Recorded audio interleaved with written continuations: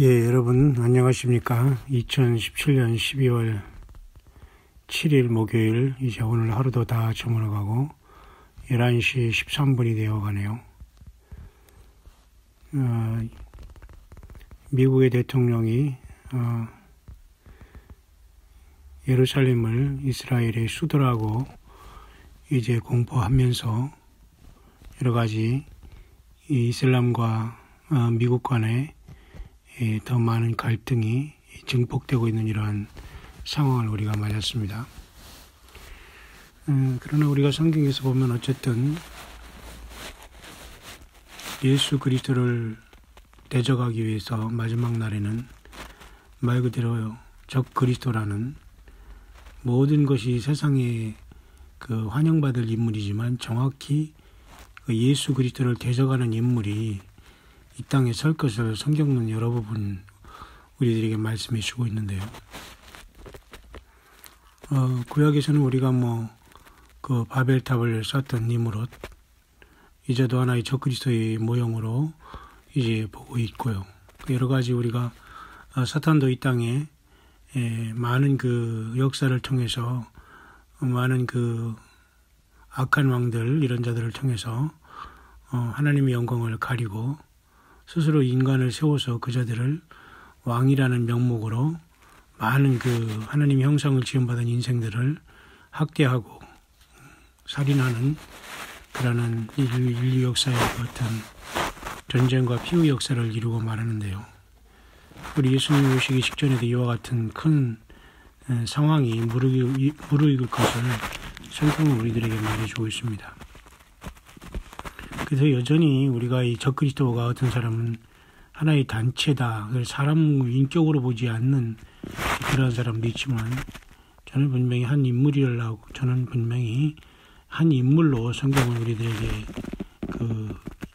알려주고 있다는 것을 우리는 알아야 됩니다. 특별히 데살로니가후서 2장 1절에 형제들아 우리가 너희에 구하는 것은 우리 주 예수 그리스도의 강림하심과 우리가 그 앞에 모임에 관하여 영어로나 혹 말로나 혹 우리에게서 받았다는 현재로나 주의 날이 이르렀다고 쉬 동심하거나 두려워하거나 하지 아니할 것이라. 그렇죠? 누가 아무렇게 하여도 너희가 미혹하지 말라. 먼저 배도하는 일이 있고 저 불법의 사람 곧 멸망의 아들이 나타나기 전에는 이르지 아니하리니. 그랬죠? 저는 대적하는 자라 범사 일컫는 하나님이나 숭배함을 받는 자 위에 뛰어나 자존하여 하나님 성전에 앉아 자기를 보여 하나님이라 하느니라. 저로 하여금 저희 때에 나타나게 하려 하여 막는 것을 지금도 너희가 안 하니. 불법의 비밀이 이미 활동하였으나 지금 막는 자가 있어 그 중에서 옮길 때까지 하리라. 그때 불법한 자가 나타나리니 주 예수께서 그 입의 기운으로 저를 죽이시고 강림하여 나타나심으로 패하시리라. 이렇게 데살로니가 2장에서 분명히 읽어보면 적그리스도는 한 인물이라는 걸 알 수 있고요. 이 인물은 사실 요한계시록 13장에 감추어진 그 인물이 바다에서 나오는 것이 분명하고 다니엘 7장의 넷째 짐승이 분명한 겁니다. 그리고 붉은 용이 7머리를 가졌는데 7머리고 또 7에서 또 8번째 왕이 나오는데 7 중에 속한 자로 무적행에서 나와서 멸망을 들어갈 자, 이렇게 우리가 분명히 보이기 때문에 굉장히 중요한 이 세상을 완전히 하나님의 심판의 도가니로 몰아넣으면서 우리 예수 그리스도를 정면으로 부정하고 부인할 존재가 이자인 것을 우리는 성경을 통해서 알 수가 있습니다. 그래서 많은 사람들이 적그리스도가 누구냐, 666을 받게 하는 그 자가 누구냐, 이렇게. 물론 666 짐승표를 받으라고 강요한 사람은 사실 요한계시록 13장 후반절에 땅에서 나온 새끼 한 가지 말하고 두 뿔이 있는 그러한 거짓 선지자가 짐승과 우상에 경배하라고 하면서 강요를 하거든요. 짐승이 내가 나의 표를 받으라 그런 건 아니고 거짓 선지자가 그 표를 받으라고 이렇게 사주하는 역할을 감당하고요. 그 짐승에게는 용이 이 땅에 쫓겨서 용의 어떤 권좌를 짐승에게 주기 때문에 짐승을 경배하는 건 결국 용을 경배하는 거고 결국 사탄을 경배하는 거고 되기 때문에 666표를 이마나 오른손에 받는 것은 그냥 사탄을 경배하고 그를 따라간다는 결과가 되기 때문에 거룩한 천사들과 어린 양 앞에서 세세토록 불과 유황으로 고난을 받는다는 요한계시록 14장에 그 영원한 복음을 전하는 세 번째 천사가 말하는 그 형벌에 해당이 되는 겁니다. 그래서 지금 굉장히 이러한 이스라엘이 이 미국으로부터 이렇게 인정을 받고 지금 급하게 돌아가는 현실을 많은 사람들이 이제 걱정도 하면서 또 주님이 가까이 오시지 않나 이런 분위기가 형성되고 있는데요. 그것은 누가 말리겠습니까? 그래서 과거부터 이 666이 누구냐 할 때 헨리 키신저로부터 해서 과거 이미 죽은 로마 황제 네로라는 것부터 해서 말이죠. 푸틴으로부터 해서 영국의 그 찰스 황태자로부터 해서 황태자라는 하고 싶지는 않습니다. 인간은 무슨 그 황태자가 황태자. 참 사람이 왕은 사람이 사람 없고 사람 밑에 사람 없다는 건데 참 사람들이 이렇게 우상을 만들어 놓은 건데 어쨌든 영국의 그 왕실이 찰스라는 사람도 있고요. 여러 가지 지금 현재로서는 트럼프 대통령의 사위인 제럴드 쿠시너라나 의사가 유대인이기 때문에 아마 이번에도 전격적으로 아마 유대계 출신이기 때문에 이스라엘을 그렇게 수도로서 예루살렘을 장인이 트럼프가 손들어줬다 이렇게 또 해석하는 사람이 있고 어떤 사람은 제럴드 쿠시너라는 사람이 적그리스도라는 사람이 있고 어떤 사람은 적그리스도 채널이라고 해서 인터넷에 자꾸 떠오면서 내가 적그리스도야 나는 언제 내려간다 사탄이 강림하면서 또 그렇게 적그리스도를 거기 그자기 때문에 그자의 얼굴도 나오고 표가 666 이렇게 갈고리까지 생겼고 별걸 다 얘기하는 아주 그냥 복잡하고 참 안본만 못하는 그런 시대에 살고 있어요. 차라리 보면 혼란에 빠지고 차라리 성경만 보면 편하고요. 성경 말씀을 들으면 우리가 안정될 수 있는데 성경을 떠나서 다른 것을 우리가 보거나 성경 66권을 떠나서 다른 어떤 것을 의지해서 주님을 맞으려고 하면 모두가 사실 그 삶 가운데 평안이 없고 평강이 없고 불안하고 굉장히 그 어떤 사람에게 속박된 잘못된 두려움의 영을 받고 있는 것을 우리는 보게 됩니다. 어쨌든 여러분 이런 상황 속에서 우리는 분명히 적그리스도에 대한 문제는 우리가 깊이 생각해 볼 필요는 있는 거죠. 그러나 이제 어떤 교단에서는 이러한 적그리스도의 문제를 먼저 아주 뭐라 할까요? 그 사탄 마귀가 이미 초대교로부터 그것을 했다고 함으로써 완전히 무슨 교황이 등장하는 것을 불법의 사람으로 보고 이미 그가 이제 등장한 걸로 봅니다. 그렇다면 데살로니가 후서에서 이 구절에는 맞지는 않아요. 불법의 사람이 물론 초대교회부터 있었고 이미 활동을 했지만 그때 등장했다. 그러면 지금 바로 그때부터 2000년 동안 주님이 안 오시고 있다?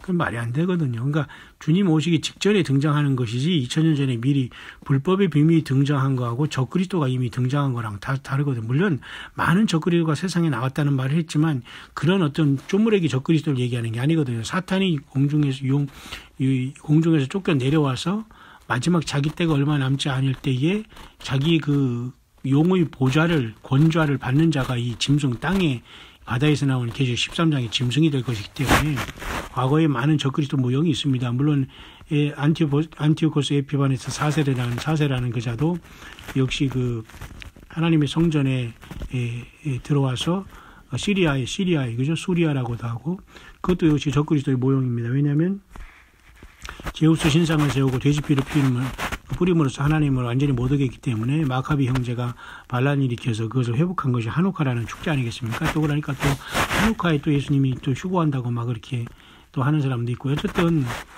여러 가지 정말 예수님을 만날 자격과 기다림의 어떤 진정한 주님이 사랑하시고 동행하시는 사람은 누구일까요? 정말 이름도 없이 빛도 없이 예수님 때문에 사랑하고 진실한 믿음을 갖고서 살아왔던 깨어있는 성도님들이랄까요? 주님의 지체들일 것입니다. 사실은. 그냥 세상에 나와서 그냥 이리저리 뛰면서 자기가 무슨 세상에서 최고의 뭔 줄 알고 그런 사람들은 사실은 한 사람도 주님 앞에 인정받지 못하고 불법을 행하는 자로서 혼인 자리의 문이 닫히지 않겠나 봅니다만은 이름도 없이 빛도 없이 예수님 때문에 예수님을 사랑하는 마음으로 섬기면서 온갖 죄와 불신앙과 우상숭배를 다 버리고 예수 그리스도의 십자가의 피로서 늘 그죠? 그 죄사함의 그죠? 회개의 삶을 살아오면서 주님과 동행해온 우리 광야의 소리를 듣는 이러한 모든 귀한 남녀정들과 성도님들 또한 이와 같은 분들이 아니겠는가 저는 그렇게 보는 것입니다. 그렇기 때문에 어쨌든 적그리스도는 어떤 그 단체나 어떤 그런 국가가 아니고 확실한 한 인격을 가진 존재로서 이 땅에 부상할 수밖에 없다는 것을 우리는 명심해야 될 것입니다.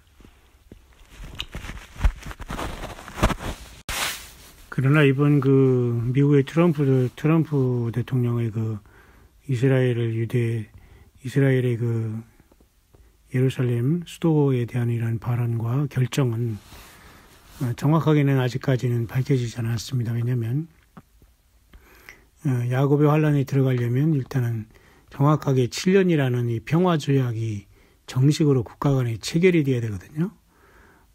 그렇지만 아직 현재는 네타냐후 이스라엘 그 총리라든가 트럼프 대통령 미국과 그죠? 같이 아직까지 이런 정식 조약은 없고요. 물밑 조약이 있는 건 몰라도.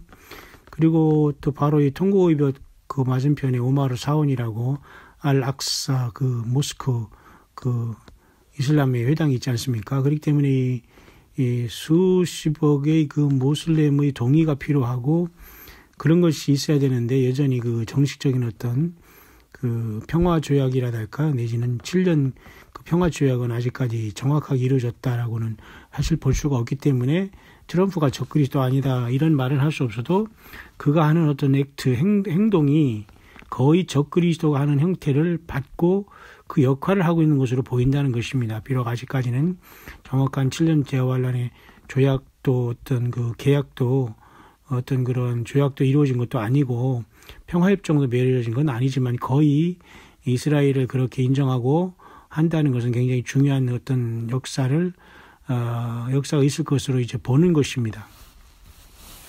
그러기 위해서는 일단 이것을 반대하고 생명 내걸고 반대하는 이슬람권에 대한 문제인데요. 그 이슬람권은 결국은 그 휴거가 일어나기 직전이든 직후든 간에 어쨌든 에스겔 38장의 곡과 마곡을 끊어내서 아랍권과 연합해서 이스라엘을 치는 역사가 일단 일어나야 되는데 이것은 아직 일어나지 않았다는 겁니다. 그런데 과거에 사실 성경을 연구하는 분들은 이 부분을 세계 제3차 대전으로 얘기를 했거든요. 그렇기 때문에 세계 제3차 대전하고 아마겟돈 전쟁하고는 또 다르게 구별을 또 해야 된다는 겁니다. 그러니까 어떤 사람은 3차 대전이 그냥 마지막 아마겟돈으로 끝난다 이렇게 두루뭉실 보기죠. 물론 그 황폐케 하는 자들의 그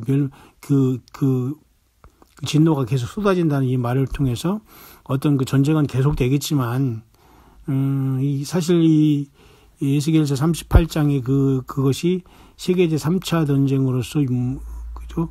그 러시아가 그 아랍 세력과 같이 멸망하는 계기가 된다면 하나님의 분노가 나타나서 하나님께서 이스라엘을 적극적으로 어떤 개입하셔서 마치 그 출애굽 사건과 같이 구해주는 사건이 나타나거든요. 그런데 아직까지 이 사건은 나타나지 않았어요. 왜냐하면 곡과 마곡을 상징하는 러시아와 아랍이 동맹해서 이스라엘 치는 역사가 아직은 없었거든요. 그렇기 때문에 어쩌면 이런 지금 상황에서 일단 그 사건이 먼저 일어나면 그 다음에 완전 중동과 아랍권이 완전히 그렇게 하다가 완전히 하나님 심판을 받아서 잠깐 전쟁의 소강 상태가 되면 얼마든지 그 적그리스도라는 자가 나타나서 쉽게 말해서 7년대 조약을 통해서 그 환란의 그것을 이제 시작할 수 있다라고 보는 겁니다. 그렇지만 이슬람권에서 또 이제 적그리스도가 나온다고 많은 사람들이 보고 있는데 이슬람권이 한번 패망한 다음에 또 그런 것이 이루어진다는 것도 약간 이제 연결이 안 되는 부분이 있고요. 그렇다면은 그 이슬람의 그 신앙을 갖고 있지만 미국 사람으로 지금 통하고 대통령을 지냈던 오바마가 또 어느 순간에 또 도달할 수 있지 않냐. 그러나 그것도 어떤 계기가 있어야 되지 않냐 이겁니다. 마치 어떤 세상에서 예수님을 믿는 사람들이 정말 휴거로 사라지는 어떤 큰 사건이 발생했다거나 어떤 이런 계기가 없는 이상 어떻게 오바마가 정치 무대를 통해서 세계 무대에 다시 들어올 수 있느냐. 이것은 의문이라는 겁니다. 아직까지는.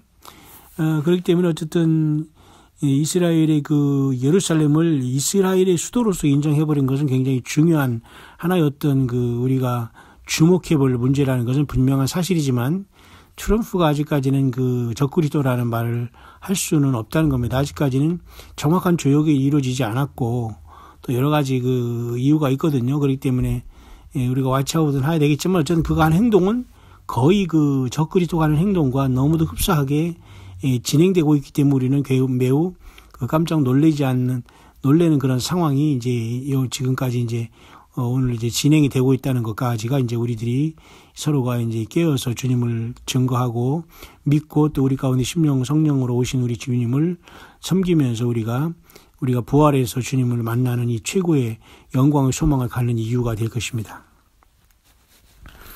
어쨌든 여러분 끝까지 광야의 소리를 통해서 여러분들 나름대로 묵상하면서 주님이 성령의 교회들에게 하시는 말씀을 세미한 음성으로 마음의 감동, 심령의 감동으로 받아들이면서 늘 죄와 세상과 그죠? 그런 어떤 것에 여러분 싸워서 예수님의 십자가를 지신 피로서 정결함을 날마다 받으시고 회개의 삶으로 말미암아 우리 주님이 오실 때에 우리 모두가 이리로 올라오라는 주님의 마지막 그 나팔 소리에 완전히 정말 눈 깜짝할 사이 변화받아서 주님을 만나러 가는 최고의 그 부활의 복, 변화의 공중 영접의 복을 받는 정말 저와 여러분들이 꼭 될 수 있게 되시기를 다시 한번 2017년 12월 7일 이제 하루가 완전히 저물고 밤 12시 30분 전이 된 이 시간에 여러분에게 간절히 축원을 드리겠습니다.